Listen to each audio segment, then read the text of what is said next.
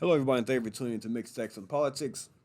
I want to talk about ERCOT real quick and why it's important that Texas is on its own electric grid, but there are some drawbacks. Let's check this out. So, I found this article, and let's get into a little bit of this. So, it talks about what happened in 2021. As we saw, there was a freeze that we experienced, and yes, it was freaking cold. I lost power for almost a week, actually, for about 5, 6 days. I lost power. I was fortunate enough to find a hotel. It was very comfortable, nice bed. It was great. Let's check this out. So what does it say? Texas' main source of energy for its electric grid is natural gas, which represents 44% of the state's energy generation. Texas has the largest amount of wind energy capacity in the U.S., according to ERCOT, with wind making up 29%. The state also uses coal, solar, and nuclear to power the grid, according to ERCOT. Texas electric grid is independent of the two major power grids in the U.S., the Eastern Interconnection and the Western Interconnection. So about 9% of Texas electric state's electric load is on this on ERCOT. The rest of it, between West Texas and parts of East Texas are on the two interconnection power grids. So here are some of the advantages. It says there are advantages to Texas being on its own electric grid, according to Thomas Overby. By being separate from the two other national grids, which cross state lines and are subject to federal oversight, Texas grid avoids some of the national regulations, though not all. The gist is by being separate, we do maintain more autonomy. As Texans, we tend to like that. Kerry King, assistant director of the Energy Institute of University of Texas, Austin, said another advantage to the state having its own grid is that it does not need to rely on other stakeholders when making decisions. King said this can make enacting plans for the grid quicker and more efficient. If the Texas legislature did decide to have some sort of goal or plan for electric generation in Texas, within ERCOT they could enact this plan without any other state or the federal government weighing in having to decide whether or not it's a good idea. Here is a disadvantage right here. The Texas cannot share resources with neighboring states when there is not enough energy. He said that is not the case for states in one of the two national interconnections, or for the parts of Texas that are. One of the major benefits of interconnection is you can share resources. The part of Texas that is in the Eastern Interconnection, like Beaumont, if there's a problem there, they can get electricity coming from across the border from Louisiana.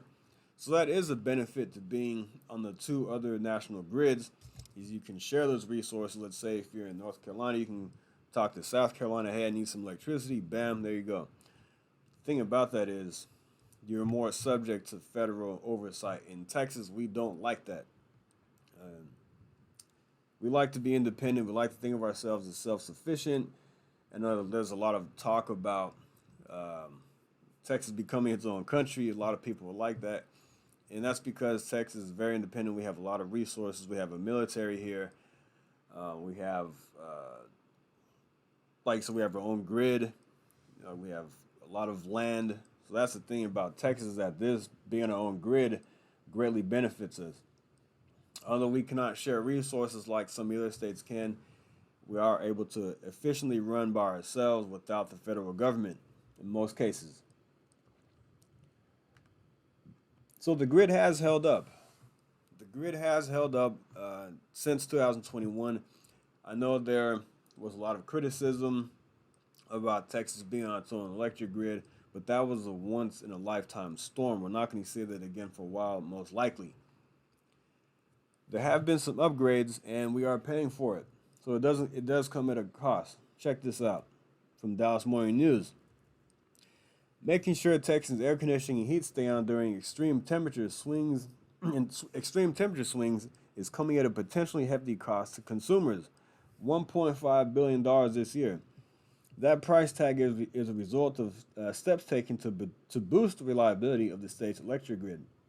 Measures being stress tested now by a heat wave engulfing Dallas-Fort Worth and the rest of the state. This is back in July. It's not that hot right now like it was, but this is back in summer when it was 100 plus degrees for multiple days at a time, which was pretty unbearable. So yes, it is coming at a cost. It's not going to be free to get the electric grid boosted and more reliable, unfortunately. So what has been done?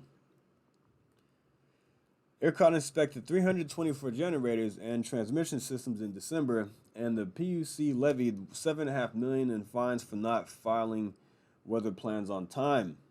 This is good news here. So far, so good, said this article from Dallas Morning News. This is during the summer as well. The Texas electric grid, which crumbled during the weight of last year's brutal winter storm, has withstood its first major stress test since then. This is from Greg Abbott.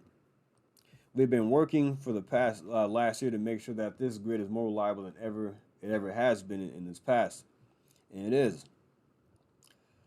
Greg Abbott said he signed almost a dozen laws that make the power grid more efficient.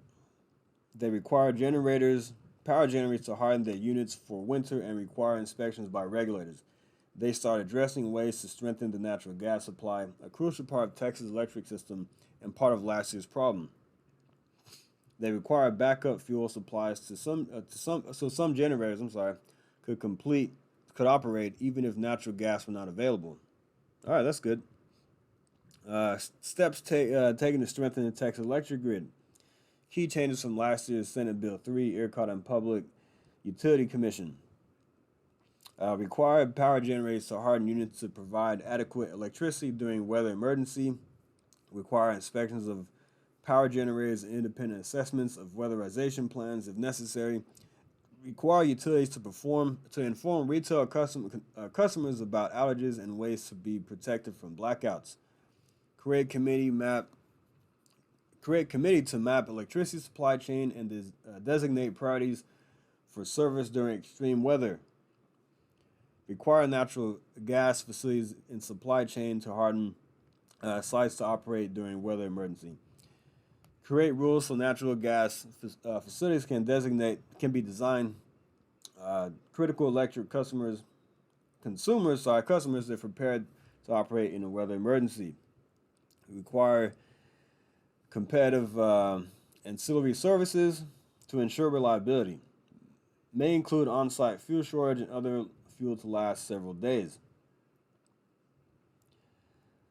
I read that there was a plan that Texas put in $25 million as emergency reserves in case of extreme weather, and we did have to dip into that fund to generate more energy this summer, but that was useful. Putting in $25 million from $50 million to $75 million was effective because when it got really hot and the power was stretched thin, we were able to tap into those reserves because the extra funding that was put in place. And over the summer, the grid did hold up. I did not get any power outages, even though I did get alerts on my phone saying, hey, it's really hot right now. Let's try to dial it back a little bit for 2 hours. And I know some people were on edge, but when it came down to it, the grid did hold up. So kudos to the Texas legislature for getting things done. Are things perfect? I don't know. Probably not. But it looks like they did take steps to make sure the grid is reliable and running efficiently.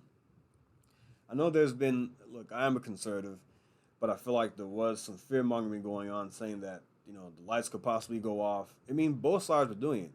You saw, Jumpin' Jack Flapp criticizing Greg Abbott for the grid last year in a once-in-a-lifetime storm and saying that, the light's going to go off again. Then you heard on our side, the Republican side, I heard different things about, steps haven't been taken, Texas is going green, blah, blah, we need to stop this nonsense. But when it came down to it, the grid did hold up, and there were steps taken to make the grid more reliable and more efficient.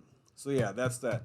I'm going to end the video right there. I just wanted to talk about that really quick, update on the grid and how it's important that we have our own independent grid and some of the downsides, but I think the upsides outweigh the downsides of that. And steps have been taken to make it more reliable. All right, guys, thanks for listening.